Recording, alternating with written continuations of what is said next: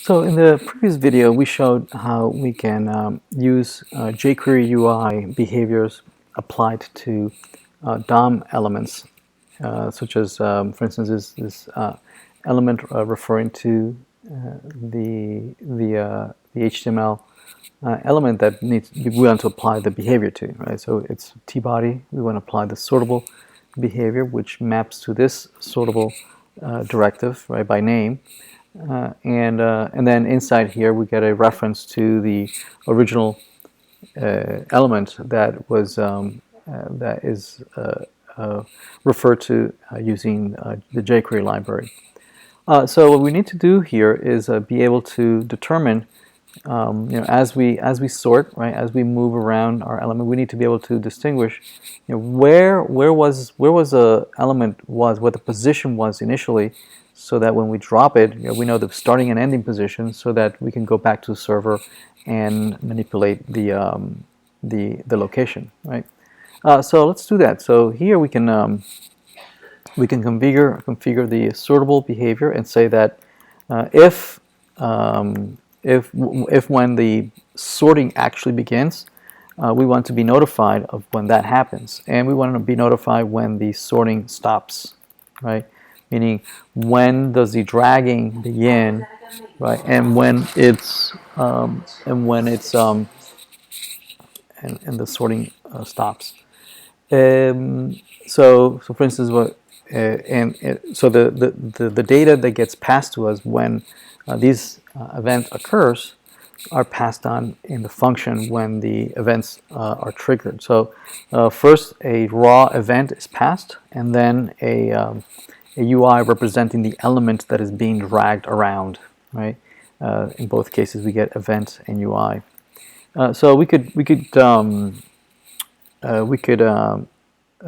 print out, right, the location, right, where is the element at any one moment, right, when it starts and when it ends.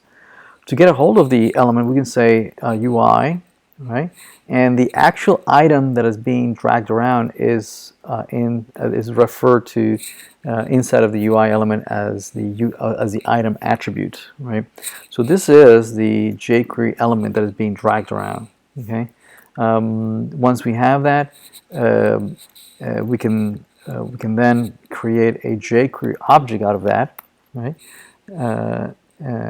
Of the DOM element that is being dragged around, and then we can ask it, what is your index? Based on where on your current position relative to your siblings, and, based on your parents' location, right? Where are you in respect with your siblings? So we can print out that to the console, right? And we can do the same thing with the when it stops, right? We can get the item of where the UI item ended up when it was dropped. So if we reload this and we look at the console,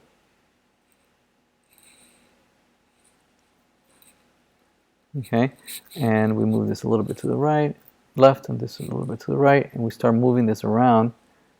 Notice that there it is. So notice that I'm dragging the first element, and notice that it displayed 0.